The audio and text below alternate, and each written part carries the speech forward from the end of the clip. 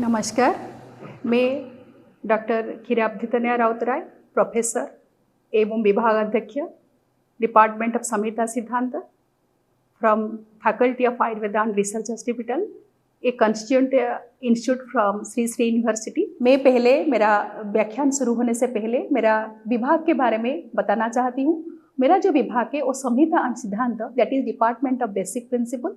तो आयुर्वेद का जो कोर नॉलेज है वो सारी संहिता के अंदर संक्षिप्त रूप में लिपिबद्ध है। तो आयुर्वेद में जो महर्षियाँ, जो ऋषियों थे, वो अपना जो ज्ञान चक्षुष में जो उनका अनुभव था, वो अपना सारी जो चिकित्सा अनुभव है, तो जो उनका व्याधि के रूप दौरान जो अनुभव है और अन्य जो भी है, वो डिफरेंट शास्त्र के रूप से उसको लिपिबद्ध किए हैं। तो आयुर्वेद में चरक संहिता, सुश्रुत संहिता, बुध भागवत, अष्टांग हृदय, अष्टांग श्रृंग और काश्यप संहिता, भेड़ संहिता, अनेक संहिता का आयुर्वेद में उपलब्ध है और जिसमें जो महर्षियाँ हैं उनका जो भी गूढ़ ज्ञान है उसमें लिपिबद्ध हुआ है।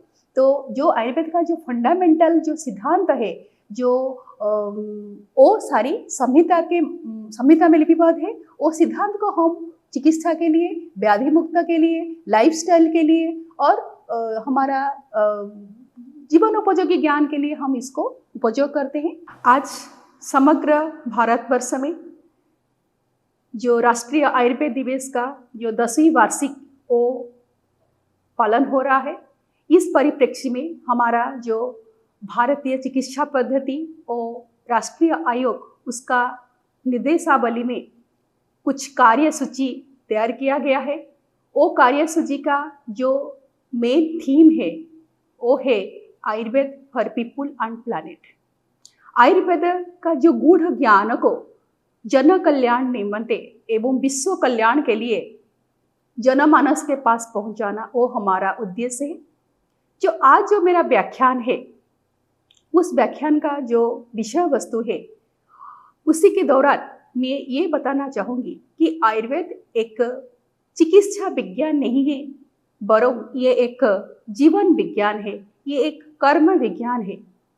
आयुर्वेद एक प्राचीनतम चिकित्सा पद्धति है जिसका उद्भव हमारी भारतवर्ष से ही हुआ है। लेकिन इसका जो ज्ञान का जो परिसीमा है वो सिर्फ चिकित्सा, रोगों को ठीक करना, लक्षण से उपशम करना यहाँ तक सीमित नहीं है, बरं जीवन जीने का जो कला, जो शैली, जो कर्म, वो आयुर्वेद हमको सिखाता है। आयुर्वेद का जो उद्देश्य है वो महत्व है, वो सिर्फ स्वास्थ्य प्रदान करना यहाँ तक सीमित नहीं है। कैसे हर व्यक्ति का जो उद्देश्य रहता है चतुर्वर्ग फल प्राप्ति, धर्म, अर्थ, काम एंड मोक्ष। ये चतुर्वर्ग फल प्रदान के लिए आयुर्वेद हमको मार्गदर्शन कराता है, हमारा कर्म को समृद्ध करता है, हमारा जीवन शैली को समृद्ध कराता है। चतुर्वर्ग जो फल है उसका सबसे पहला जो पार्ट है वो धर्म है।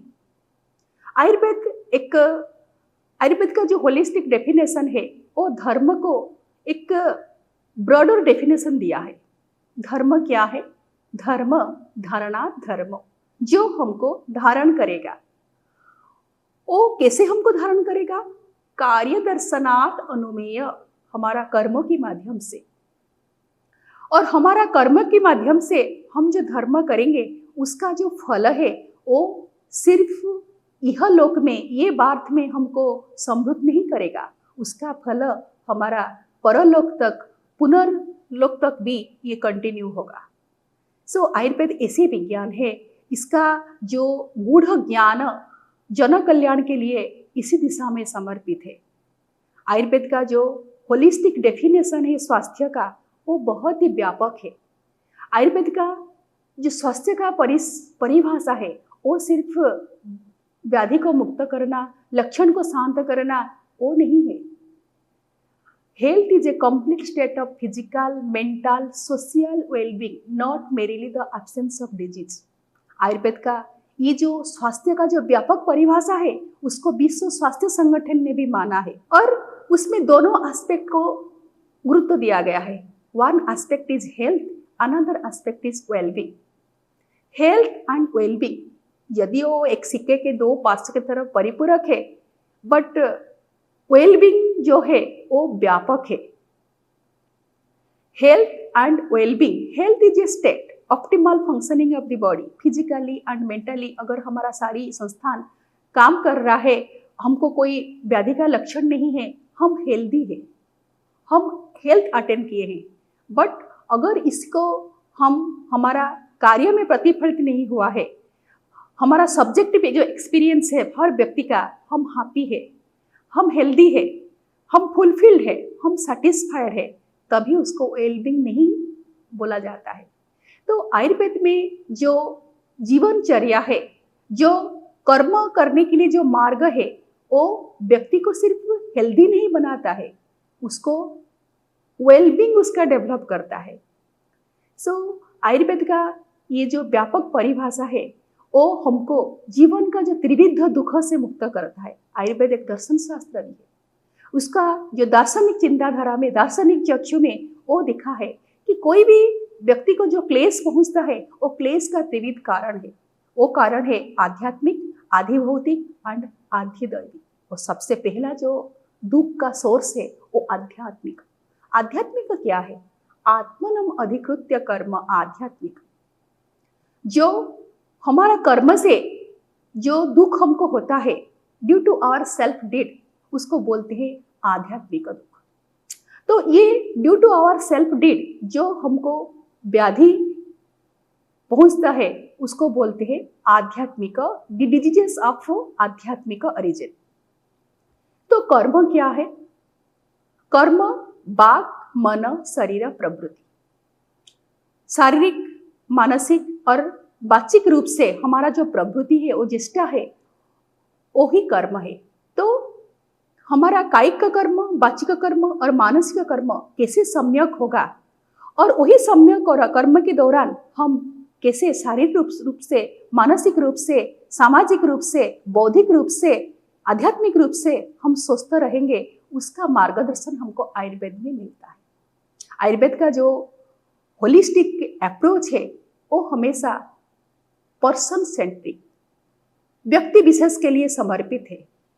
तो आयुर्वेद में हर व्यक्ति का जो जीवनचर्या है उसको, उसका जो डिस्क्रिप्शन है, उसका जो वर्णन है, उसके लिए बहुत सारा फैक्टर को विवेचना किया गया है। देश के हिसाब से, काल के हिसाब से, वयस के हिसाब से, प्रकृति के हिसाब से।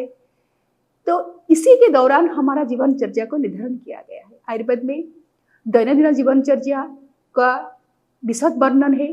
तो अभी हमारा ये जो निष्कर्ष रहा कि आयुर्वेद एक चिकित्सा विज्ञान नहीं है, ये एक कर्म विज्ञान है, ये एक जीवन विज्ञान है, जो कि वो हमको जीवन जीने का शैली सिखाता है, जो दैनंदिन जीवन में कर्म करने के लिए ये हमको मार्गदर्शन करता है। और जिस कर्म को हम अवलंबन करके, हमारा डेली प्रैक्टिस में हम एडॉप्ट करके, हम सिर्फ शारीरिक रूप से स्वस्थ नहीं रहेंगे, बरं हम एक हमारा mental health, sensorial health, social health, spiritual health और जितनी भी डायमेंशन है हेल्थ का, उसको हमको प्राप्ति कर सकते हैं। तो हर व्यक्ति के पास आयुर्वेद का ये गूढ़ ज्ञान, ये गूढ़ उद्देश्य, ये पहुंचाना ही हमारा उद्देश्य है।